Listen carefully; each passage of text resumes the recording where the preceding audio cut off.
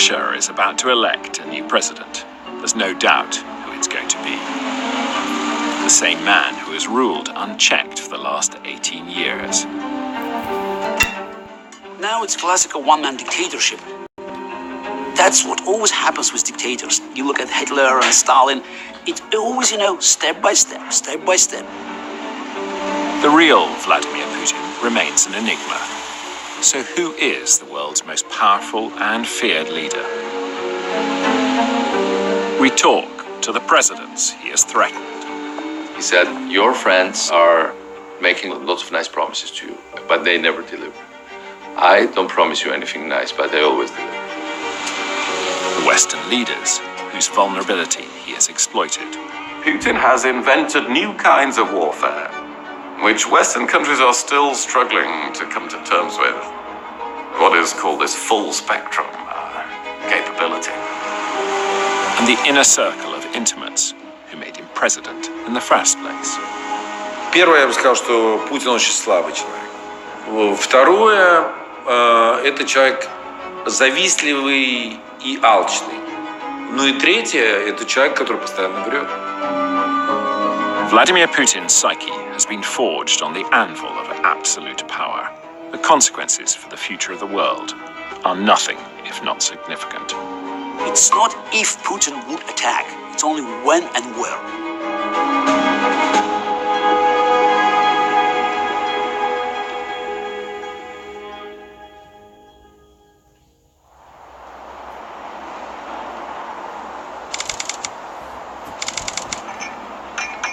You could take the view that Putin's had long enough, it's time for somebody else.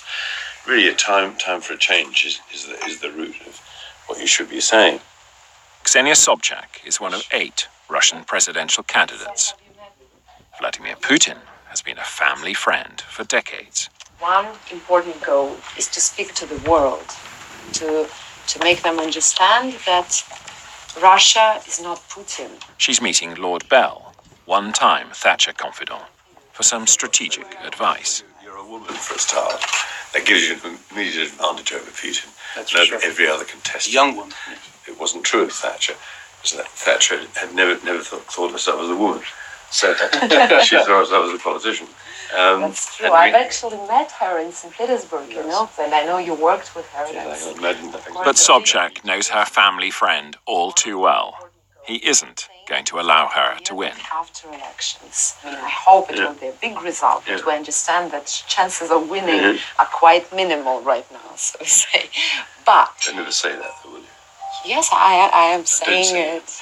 You should always tell people you're going to win. You want people to vote for you because you know. But in Russia, people know that Putin will win. He created the system that allows only him to win. So the system is unfair.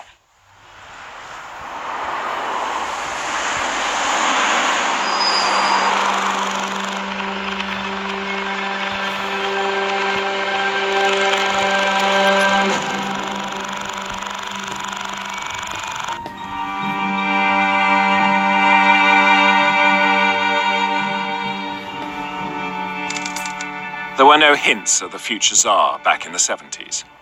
Born to poor parents in a tough suburb, he fought his way to university and then a lowly KGB post. But that only lasted as long as the Soviet Union. Самого Путина, а знал я его очень давно, с 92-го года, мы жили соседями на даче, то есть вот через забор. То есть моя дача здесь, его здесь. Путин в силу того, что он был офицером КГБ, независимо какого уровня, то есть он был очень низкого уровня, то есть таких были тысячи, выброшенных системой, выброшенных Советским Союзом на улицу. У Путина не было амбиций, у него не было никаких амбиций, ни карьерных, не было амбиций ни каких-то политических, это вообще об этом речи не было. И случайно Путин попал, собственно, в мэрию и так далее. In the chaos of the time, Mayor Anatoly Sobchak needed a tough guy, and the KGB officer fitted the role perfectly. From being a grey-faced KGB agent, just a servant of the state, he becomes a personality, and so the ego starts to grow. Struggling to understand the unfolding enigma of Vladimir Putin, successive world leaders have turned to one man for answers, a respected authority on power and the mind. The human brain has a single reward network, a single feel-good network that gets switched on whenever we feel paid a compliment, whenever we have sex, whenever we take cocaine, and whenever we have power and great success. What happens is you get a surge of intense pleasure and satisfaction from the stimulus, but as you repeat that at a high level, the brain needs more and more to achieve the same effect. That's called tolerance. It's an insatiable appetite. I don't think Putin was born to be an emperor. His brain was profoundly changed by the power he managed to get.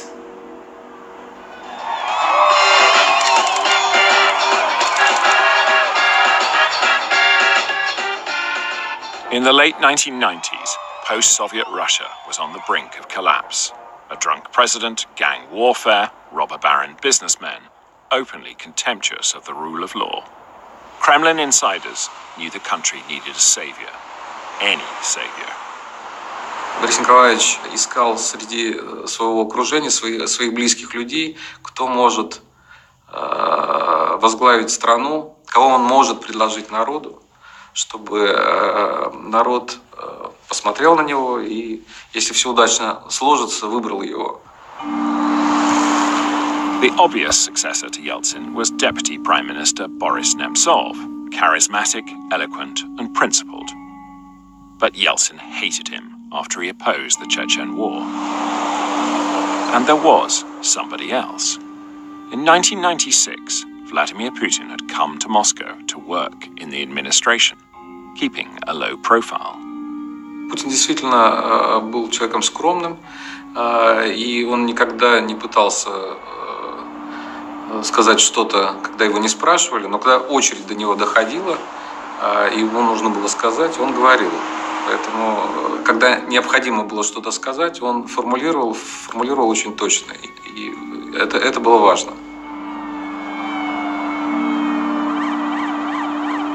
Я строил машину, которая должна выбрать президента, независимо от того, кто этот человек. Gleb Pavlovsky was Boris Yeltsin's spin doctor, and he was tasked with preparing the succession. Кроме того, я разрабатывал сценарий кампании и следил за тем, чтобы игра шла по нему. В сценарии уже были заложены основные пункты победы, то есть свойства кандидата как энергичного, молодого, спортивного на фоне старого, уходящего, больного Ельцина. Это все уже было в сценарии. Путин, с моей точки зрения, играл очень хорошо.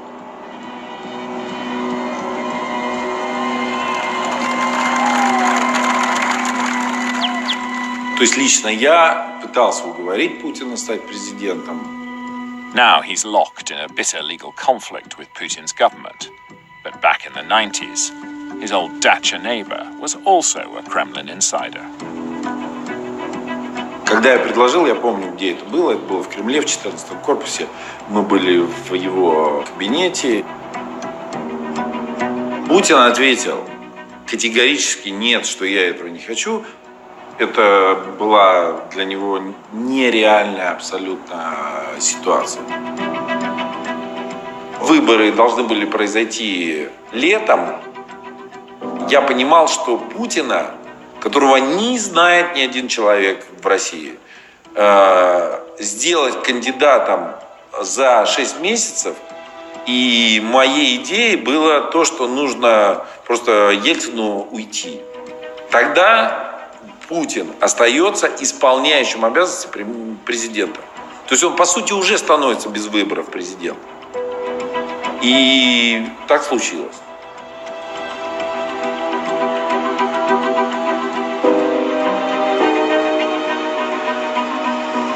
Клянусь, при осуществлении полномочий президента Российской Федерации.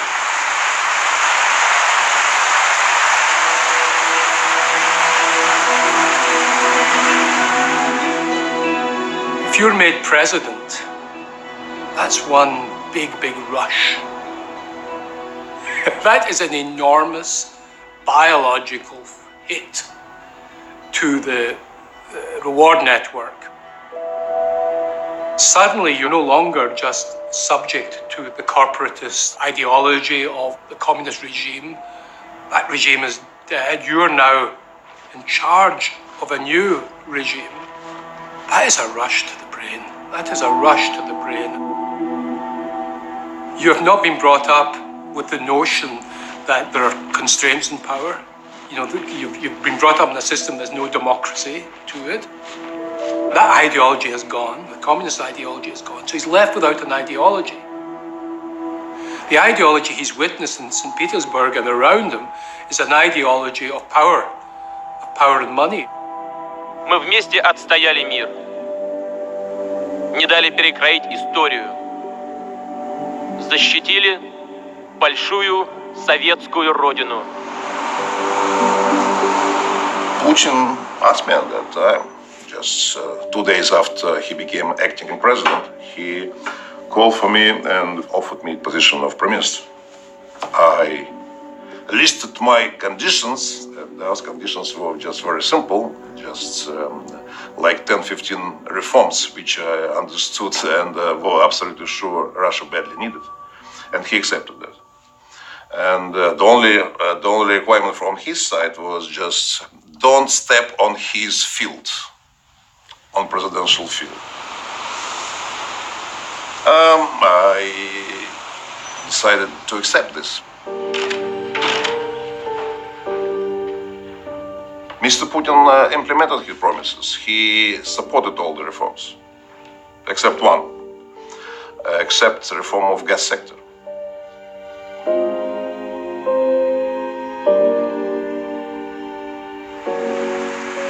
I first met him early in the year 2000. He was very much the apprentice leader. He had been surprised to find himself president of Russia. When he became president, everybody in Moscow was saying, "Who is this man?" He had no political background. He'd hardly ever made a political speech. He was quite nervous, but also very sharp. He selected Tony Blair as the first foreign leader that he wished to meet, because at the time Tony Blair was the preeminent leader in Europe, was at the height of his popularity. And in a sense, one felt that Putin was trying to learn from Tony Blair how to be a political leader. My impression of this was he was a guy who was in charge, who was comfortable in his skin. And of course, Tony Blair was the same. So there was a lot of testosterone around. Tony, one of the reasons he was so successful was he has a very strong sense of who he is and who he was. And also, he likes himself and he likes his body. I mean, neither will thank me for saying this, but they are actually remarkably similar in many ways. Putin said, "I want to make Russia a strong state again, and I want to reconnect it with the West." And he spent a lot of the next 3 to 4 years trying to get a seat at the top table of world and Western leaders. Question to President Bush, is this a man that Americans can trust? I'll answer the question. I looked the man in the eye. I found him to be very straightforward and trustworthy. I was able to get a sense of his soul. The sight of their president back on the world stage, his team's success in stabilizing the country's battered economy, led to soaring personal approval ratings, but also a desire for personal compensation. Тогда речь не шла там о миллиардах и так далее, но Путин понимал, что вот он какое-то время побудет, сейчас обязательно найдут кого-то другого, но он должен получить за это компенсацию очень большую, которая позволит ему всю оставшуюся жизнь жить спокойно, счастливо и богато. Богато. То есть это первое слово, это прямое слово. Но главное, что я хочу сказать, что Путин был очень бедный. То есть реально Путин был очень бедный. То есть я очень хорошо знаю его жену, я знаю его семью, я знаю его детей. Я помню, что первые компьютеры его детям я просто пошел, купил в магазине и подарил, потому что у них не было компьютеров. Компенсация, это, условно говоря, там, это, ну, может быть, десятки, может быть, там, ну, я думаю, максимум это там для него на тот момент 10, 20, 30 миллионов долларов было бы вполне понятной компенсацией за все, что он сделал. При Ельцине этого не было. То есть не было такого, что человек получает пост министра, и он понимает, что это уже он заработал деньги. И Путин начинает тянуть людей. В основном это были выходцы из КГБ старые. I never dreamed to become the member of the government, and actually I was deputy minister of transport, and that was just coincidentally.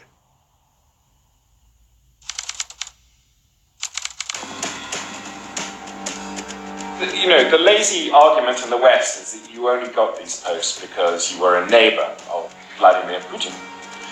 Quite contrary. Quite contrary.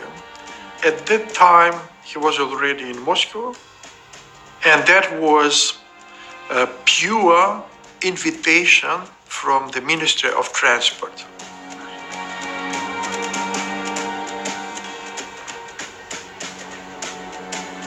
It wasn't only a reward for a job well done.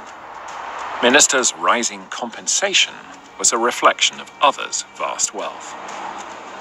At that time, 46% of entire GDP of Russian Federation was produced by companies, privatized companies, which actually belong to 8 families in Russian Federation. It is not known. You are the first to whom I am telling this openly. And what is the danger of an economy that is controlled by 8 people? Same like all over the world. Inequality. Just inequality. Putin now trained his sights on those 8 men, the oligarchs.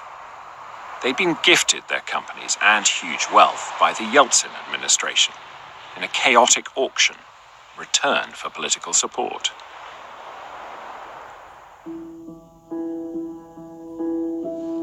Early in 2003, the president engineered a gladiatorial clash. On the one side, the man who ruled Russia. On the other, the men who owned half of it. The chosen topic of conversation: corruption. A double-edged sword.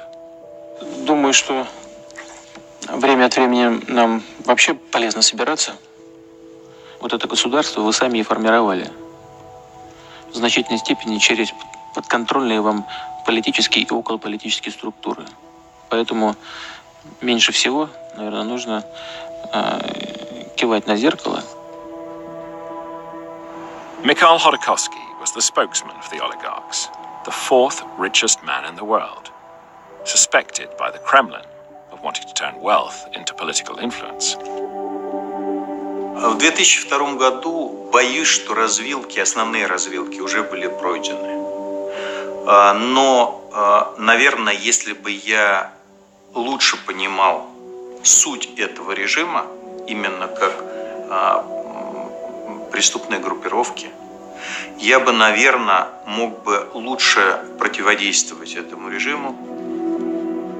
I didn't pay much attention at that time because just it was announced that there would be a meeting devoted to corruption, and oligarchs team offered to Mikhail Khordokovsky to make a presentation on their behalf. Если вы посмотрите на следующий слайд, то масштабы коррупции в России в районе 30 миллиардов оценивается долларов. Это 10-12% ВВП. Причем вопрос конкретно идет о коррупции государственных чиновников. Спасибо большое, Михаил Борисович. Позволю себе некоторые вещи отметить, прокомментировать. Вот, спасибо вам за эти слайды. Then what Putin exploded a little bit and saying how all of you, and you particular, Khodorkovsky, got your wealth. А некоторые другие нефтяные компании, как, например, компания ЮКОС, имеют сверхзапасы. Как она их получила, это вот вопрос вполне обсуждаемый сегодня нами темы. I arranged this meeting. You arranged this? Yes. What? Yeah. Просто на самом деле это было такое недопонимание двух людей. То есть Ходорковский не понял, что он сказал, потому что он не знал Путина. Он пытался ему что-то сказать, но в обратную сторону это было воспринято как просто жесточайшее оскорбление его. Потому что на самом деле Ходорковский говорил какие-то глупости, реальные глупости. Понимаете, вам трудно представить сейчас, а мне, что я этого мог не понимать тогда. А мне тогда было очень трудно себе представить, зная до этого Горбачева, зная до этого Ельцина, зная до этого Примакова и так далее. Я знал всех этих людей, кто-то из них был хороший, кто-то из них был плохой, кто-то из них был ужасный, но при этом это были все-таки политические лидеры, для которых вопрос политических решений, вопрос страны стоял, во-первых. Я абсолютно не мог себе представить, что я столкнусь с ситуацией, когда президент страны думает о личных деньгах. Khodorkovsky's fatal mistake was that he chose a massive oil deal as his major example of corruption. A deal which, it turned out, his president knew everything about. Mr. Putin started to explain me in the many details. He knew everything in details. That was brought me to the understanding that something wrong started to appear. That he knew about the terms of this transaction. Михаил, он советовался со мной. Я сказал, а если не только Сечин, но и Путин был в доле этого отката от продажи северной нефти. Это было накануне вечером дома. И Михаил сказал, я никогда не поверю, что президент такой страны может получать взятки в размере 100-200 миллионов долларов. Я просто не понимаю, зачем. И он ошибся. В том числе и, значит... Путин он настолько, это по сути, пожалуй, было, первый раз я видел его таким взволнованным после этой встречи. И я показал ему так, сказал, я обойду просто, выйду со всеми и приду. И он взял меня за рукав и сказал, пойдем. Он мне сказал, слушай, вот этот Ходорковский, я просто... ужасный человек, и вообще я вот проверил, мне написали справки, я вообще знаю, что он там не платил никакие деньги, и он вообще захватил эту нефтяную компанию бесплатно, и я вообще считаю, что так нельзя делать, это, короче говоря, надо все забрать у него. Putin was as good as his private word. Khodorkovsky was slammed in jail and his vast business sold off, first to a vodka bar in Siberia, and then to a company controlled by one of the president's closest allies.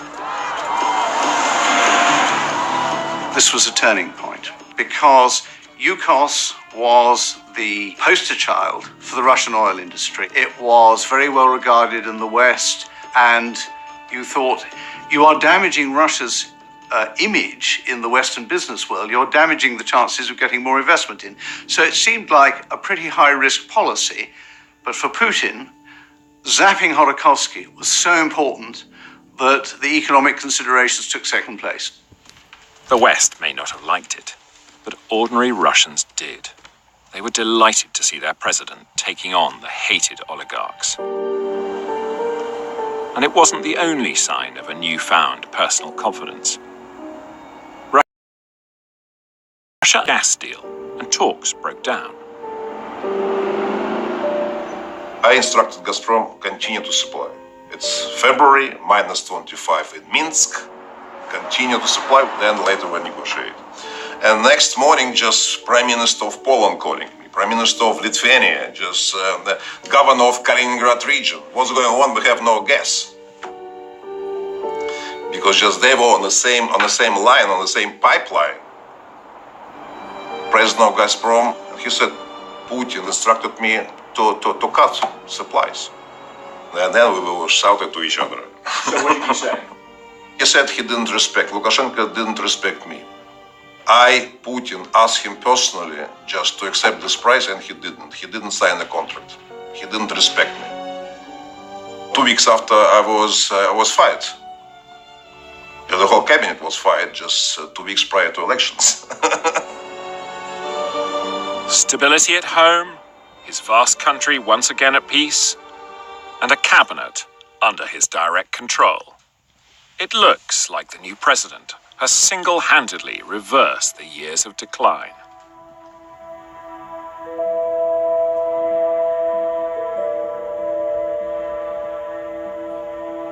One of the features of unlimited power is the acquired narcissism that occurs.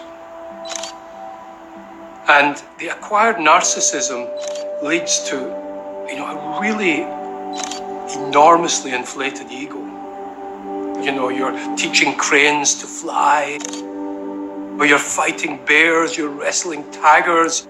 You're just the smartest, cleverest, strongest, best-looking guy in the world. And, if you inflate an ego enough, then the vulnerability of it increases proportionately.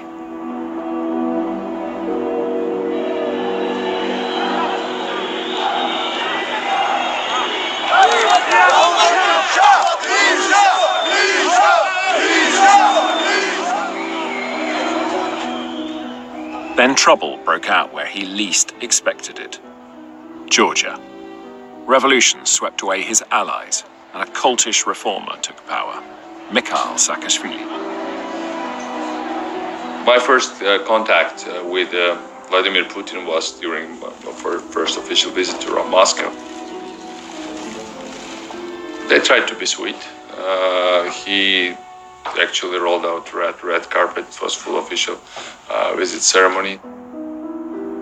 The whole setting was meant to be a kind of recruiting session because Putin first took us to the office that he said that it was former office of Stalin. And then he took off his tie, jacket, invited me to do the same, and then sat down with me in what was meant to be a very frank and open conversation. From the very first meeting, I asked him, so Vladimir Vladimirovich, do you have any problems with our dealings with the Americans? No, he said, no. I am myself friends with George Bush. Of course, we strongly, no, we are not in principle against you dealing with the Americans. We are just against you being slaves to the Americans. But then he told me something very clear. He told me that the sitting Georgian Minister of Security in Shevardnadze's government, he told me that this is our guy. We have very good experience of working with him. He really helped us a lot. And I hope he keeps his position. If he keeps his position, that will make it very easy, our cooperation. Second time I met and he asked, where is Habrzani? And I told him, well, he got promoted. We appointed him as Deputy Prosecutor General. And he said, well, this is not a promotion. We wanted to have him as Minister of Internal Security. By that he told me, oh, you're not going to fool me. Saakashvili enjoyed sort of poking the bear in the eye, and that's not always a very wise policy, and some people around him advised him not to do it, and he would have been better advised not to do it. The psychological and the personal now plays a much bigger role in international politics because of the old certainties, the old tectonic plates of ideology and of interests between blocs. They've all gone. And we're now in a system where individual human psychology and personality plays much more of a role. To Putin's intense irritation, Bush immediately responded to Saakashvili's overtures, reversing the pro-Russian stance he'd earlier held. Georgia is today both sovereign and free and a beacon of liberty for this region and the world. Putin began to believe that the Americans could never be trusted, a view strengthened as the tide of revolution reached neighboring Ukraine. Now to the political crisis in Ukraine. The Orange Revolution pitted Putin's man, incumbent Viktor Yanukovych, against challenger Viktor Yushchenko, who the Kremlin thought was a US puppet. At the polls, Yushchenko won, despite the best efforts of Putin's personal spin doctor. Я не вел кампанию, хотя очень многие считают, что это я ее вел. Но Янукович не был моим выбором. Он был ужасен. Я делал то, что мог, но, как известно, все это кончилось очень плохо. Путин считал, что это все сделали американцы. Я бы сказал, что Путин был в этом уверен на 100%, а я на 70%. Это была на самом деле открытая борьба, в которой Москва проиграла.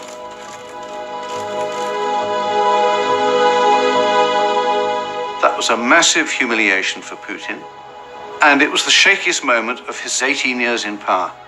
For 3 months after that, people in Moscow were actually asking whether he would last to the end of his presidential term. It was a huge defeat for him because he was perceived as sort of having lost Ukraine.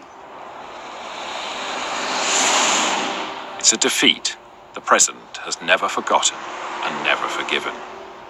He could never trust the West again. A perception its politicians, glorying in democracy's victory in Ukraine, only strengthened.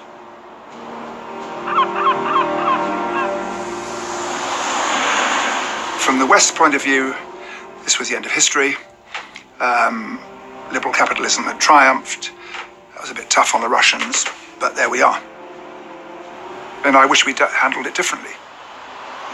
Imagine if in the United Kingdom had not just been Scottish independence or Welsh independence, Northern Irish independence, but the northwest and the northeast of England and the southwest had also decided to declare independence. So we didn't really factor that in my view. And we then scared the Russians with this absolutely fundamental anxiety they've always had about being encircled. In hindsight, I think that we created the anxieties and we could have avoided them, from which many of Putin's subsequent policies followed.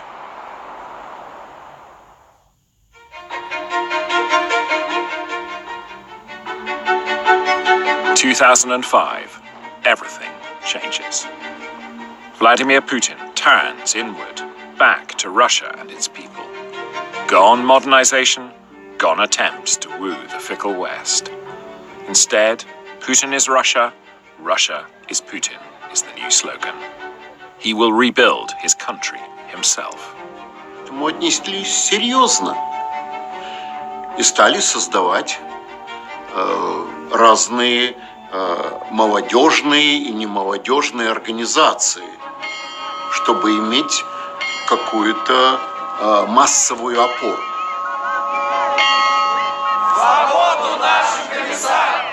But there's a looming problem. In 2 years' time, Putin has to stand down. A new president is to be elected, and liberal opponents are already starting their campaigns, notably chess grandmaster Gary Kasparov.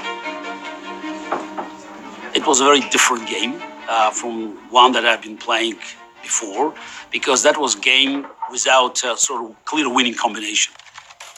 2007 still was a chance for Putin to walk away, already probably the richest man in the world, and with massive influence, and by the way, with decent reputation. This is the world's most famous chess player, then still ranked number 1. Definitely one of the most recognizable faces in Russia. Absolutely the most recognizable face in Russia outside of, movie stardom and Putin. Certainly the man that, if you asked anybody anywhere in Russia, who's the smartest man in Russia? They would probably say Gary Kasparov. He almost immediately went on tour, and I was with him on this little chartered plane. Within the space of a week, like things started shutting down. First, we had to give up the plane because they would no longer let him land. In Beslan, we couldn't get the venue where he was supposed to speak. They said that they had a burst pipe, or they had an electrical failure. Everywhere we went, it was either a burst pipe or an electrical failure. I think that was the first place where he got stuff thrown at him, and we actually thought it was a gunshot. By the time we got to Stavropol, which is the largest city in southern Russia, it was no longer a chain of coincidences. So at this point, the plane is grounded, the place where he's supposed to speak has a burst pipe, and then we try to check into a hotel, and they say, no, you can't check into this hotel. We had a dinner booked for 30 or 40 people from the local small business association. And we get to this restaurant, and there was one person there. And it emerged as we talked. She was from the small business organization. It emerged as we talked that she had lost her cell phone the day before. So she was the only one who wasn't called and threatened by the governor's people.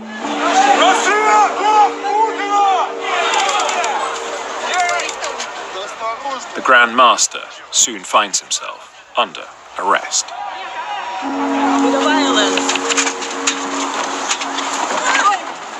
Tell your leaders that this regime is criminal, is a police state. I have to say that compared to what we are seeing today, those were vegetarian times. 10 years ago, for peacefully protesting against Putin on the streets, you could end up in prison for 5 or 10 days. Today, you would end up in prison for 5 to 10 years. My first trial, which again, we ended up with a 40 pounds fine. But the judge there, she set up the rules for the future because everything that happened with me was videotaped. I had a videotape, I had witnesses that proved that everything that they presented in the court was a lie. She said she trusted a policeman, one policeman, a police officer, over the rest of the pile of evidence because he wore the military uniform. Активисты, которые молодые, которые нападали на Каспарова, это, естественно, не то, чем я руководил. И, естественно, не то, о чем Путин отдавал бы приказы. Kasparov isn't the only one trying his luck. So is Mikhail Khordokovsky, keen to return to power. I decided to run. I believed at that time we had a chance. I started to run, and at that time it was necessary to collect 2 million signatures, and we did it. Then my rating of my support started to grow from 6%, which is usually like 5-6%, up to 18%. And 1 month after, just they cut me out of elections, just describing that 35 signatures out of 2 million signatures we believe not right, not correct. With no Kasyanov or Kasparov in the mix, Putin's man, Prime Minister Dmitry Medvedev, succeeds him as president. But then, in defiance of the spirit, if not the letter of the Constitution, the new Prime Minister is Vladimir Putin. His country's future too important to relinquish, power too addictive to give up. That is absolutely clear for everyone in Russia, that his successor, that is simply just to keep the presidential seat warm. And he successfully implemented this goal Mr. Putin wanted him to do. This is why democracy was invented. Take anyone who is given absolute power for more than, say, 8 or 10 years. that will inevitably distort their behavior in ways that can be very dangerous.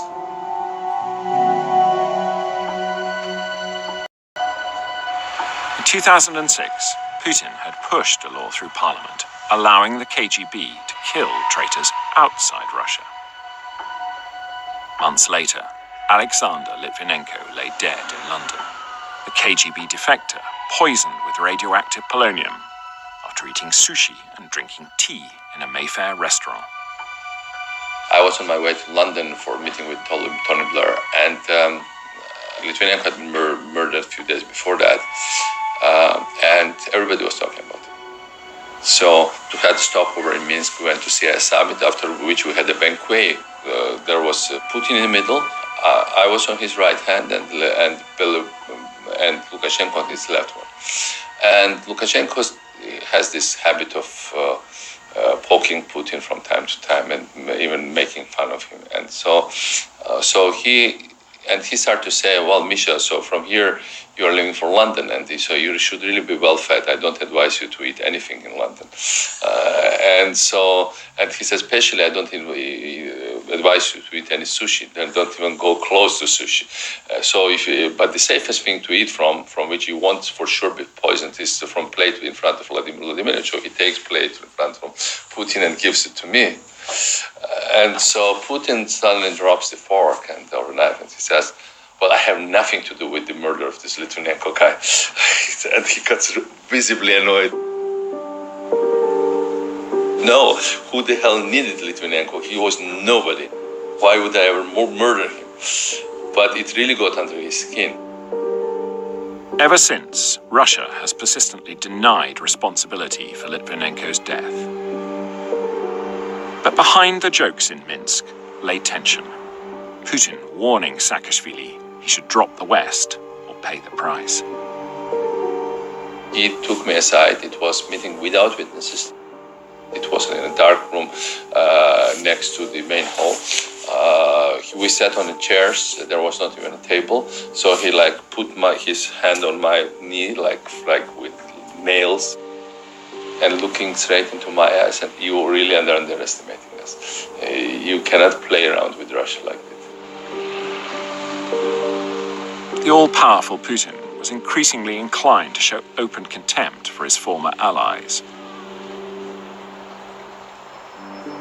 One thing that struck me, an anecdote about Putin, which reveals to me that he's probably not a very nice person, is Angela Merkel is afraid of dogs and made the mistake of divulging this to Putin.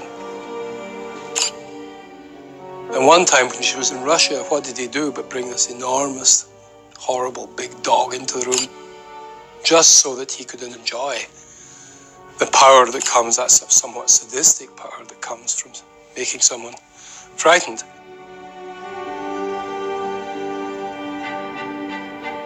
In 2008, the Georgian crisis boiled over as separatists rioted in the dissident Republic of South Ossetia.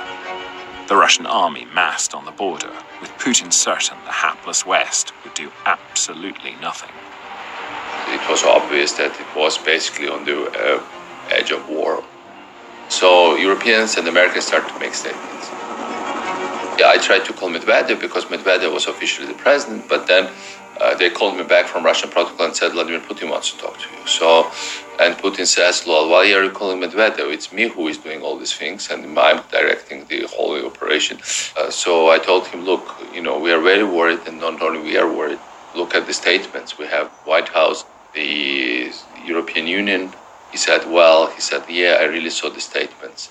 They are really very hard, strong statements. And he said lots of paper was spent on the statements. So he told me, Mikhail Nikolaevich, why don't you call your friends in the West and tell them to roll this paper and stick it in their asses?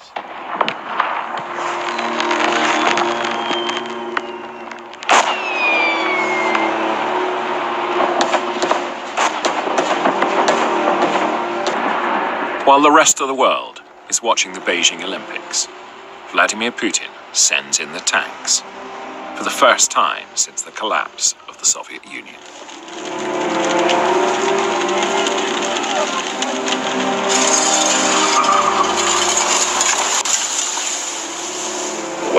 moment, at that moment, finally the Americans woke up. I have directed Secretary of Defense Bob Gates to begin a humanitarian mission to the people of Georgia headed by the United States military. This mission will be vigorous and ongoing. And one of the things that they leaked was that Cheney wanted to hit the Russians with cruise missiles. Within 40 minutes after Bush's announcement, Russian troops advanced on our capital was stopped. So Putin got the message. The West was horrified by the invasion and relieved at the pullback. But even a 5-day war made Russians feel their country was strong again, a firm leader at its tiller. Worried European countries decide it's time to try and be friends again. I visited Moscow and I saw then President Medvedev. This was in the period when Putin had stepped into being prime minister, while of course still holding the reins of power. Medvedev is much more a normal European politician. Talking to him is a much less, you get a much less sinister feeling, really, than talking to President Putin. I escorted him to the Olympics when he came here in 2012. I took him to the Excel Center to see the judo. I know a bit about judo. I've done some judo, not as much as he has. A Russian won the gold medal, which Putin enjoyed, of course, immensely because he wasn't going to go back to Moscow until he had seen a Russian win a gold medal. He was going to stay as long as necessary. We had champagne, we had we had quite a party, and we waved him off, knowing that they'd won a gold medal, with some relief that he didn't need to stay a couple of days.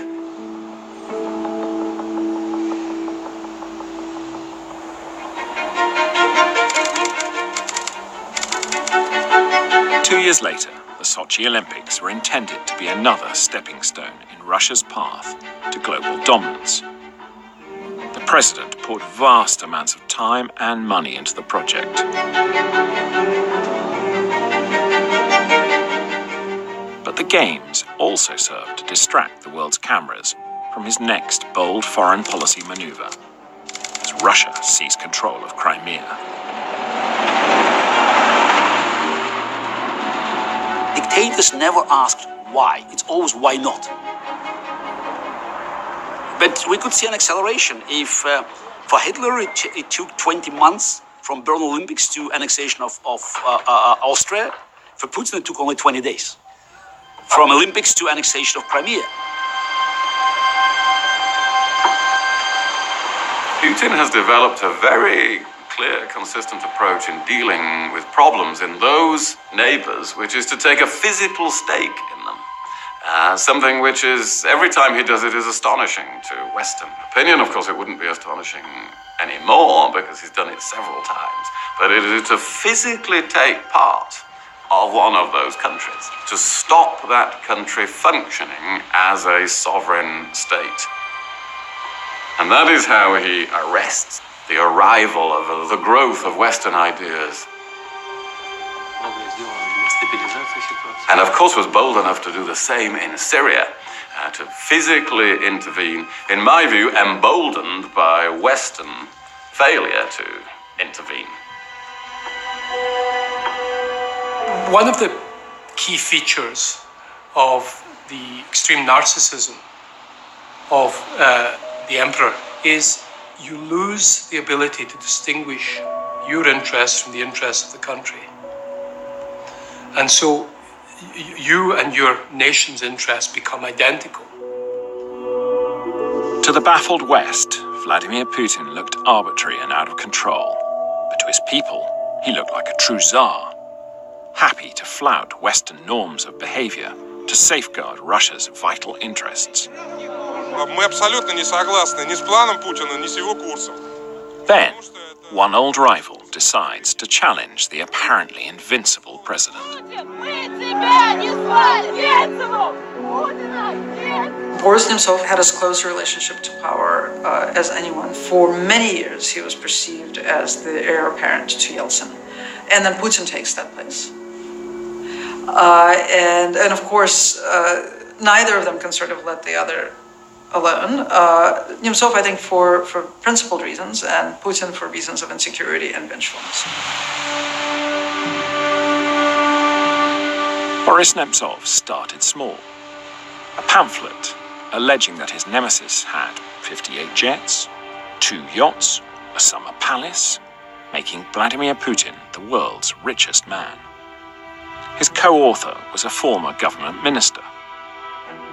Boris Nemtsov and myself, we were questioning the whole narrative that things got so much better under Putin that we should be just happy and let him be the lifetime monarch. We described a lot of irregularities and serious problems that existed underneath the economically brilliant surface. Growing inequality, which became much higher than in the 1990s, growing corruption and institutionalized corruption, which also was never the case in the 90s, because in the 90s it was all about bribes from businessmen to bureaucrats. But under Putin it became bureaucrats completely affiliated with making dirty money, and actually it became their business and their only business to do so. You know, we are not perfect, but who actually is? Did I commit sins? Yes, I committed sins. But I never killed a person. I never slapped anybody by the face, either figuratively, either, physically. And I never stole from anybody. I help a lot. And, from time to time, it returns to me in a form of just unexpected support. Да здравствует свободная и гордая Россия! I call him Boris, but sometimes I have started to call him suspect. But he was a man with a brilliant sense of humor. He was preparing the next pamphlet devoted to the annexion Crimea. It's a very sensitive subject for Putin's regime.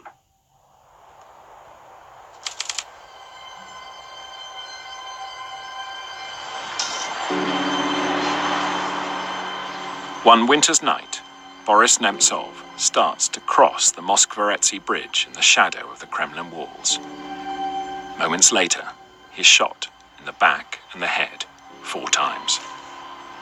I was, of course, shocked. I couldn't even imagine that could happen in the 21st century with us in the center of Moscow. I immediately came there on the bridge and just was standing on the body of murdered my friend, just on the front of Kremlin wall. Well, just all Secret Service cameras just installed.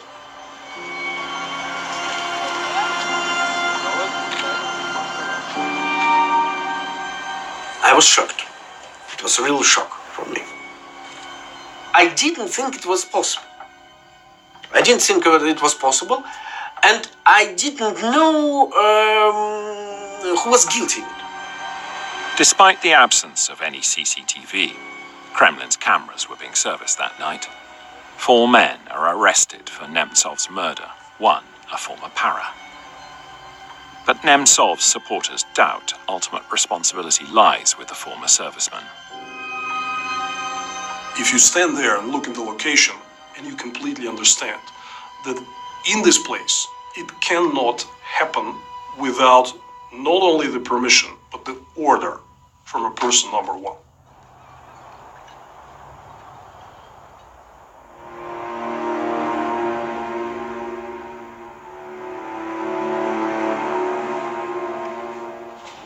Almost all people who hold great power for a long time begin to feel so special.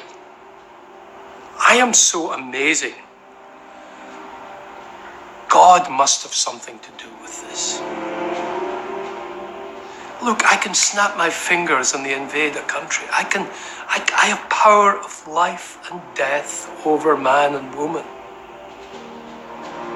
George W. Bush confessed he thought that God was involved in his decision on the Iraq War. Tony Blair hinted that we chat with God now and again. Julius Caesar had himself deified, and he was still alive.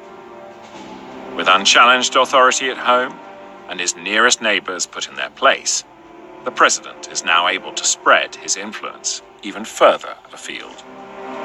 It seems very evident that there was Russian interference in the election. The amount of evidence amassed by the intelligence agencies in the United States about Russia is unlikely to be wrong. A lot of people say, as an example, Hillary likes to play tough with Russia. Putin looks at her and he laughs, okay?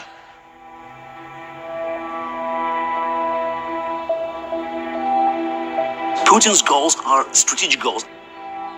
He wants chaos because he's breathing air. He needs chaos because that's how he install his authorities inside and outside of Russia. He doesn't want to compete. He cannot compete with the free world. But the moment it comes into wars and conflicts, he's dominant because he's very quick in making decisions.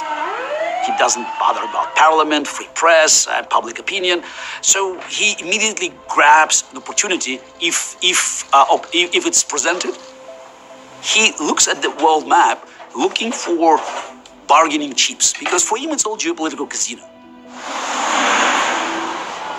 I think this is part of a pattern where there has quite probably been Russian interference in elections and referendums throughout Europe over the last few years. Not always to achieve a specific result, but to diminish confidence in the democratic process over time, and to weaken the unity of the West. And it's not over.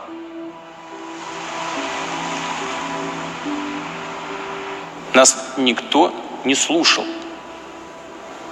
Послушайте сейчас. With just days to go to the election, the president announces a new global arms race, with nukes designed to elude any anti-missile system, present or future. С целью сдержать Россию не удалось.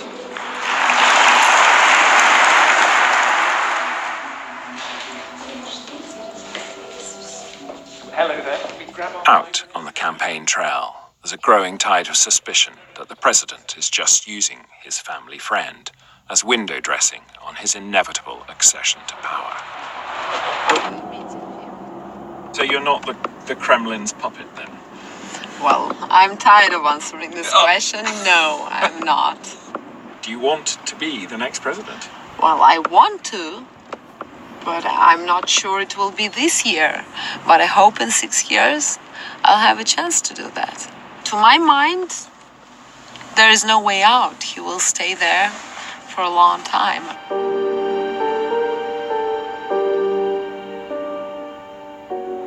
Even if he could arrange a handover that guaranteed he would not suffer the fate of Gaddafi or Saddam Hussein, how do you replace the incredible mainlining into your reward network of exceptional power?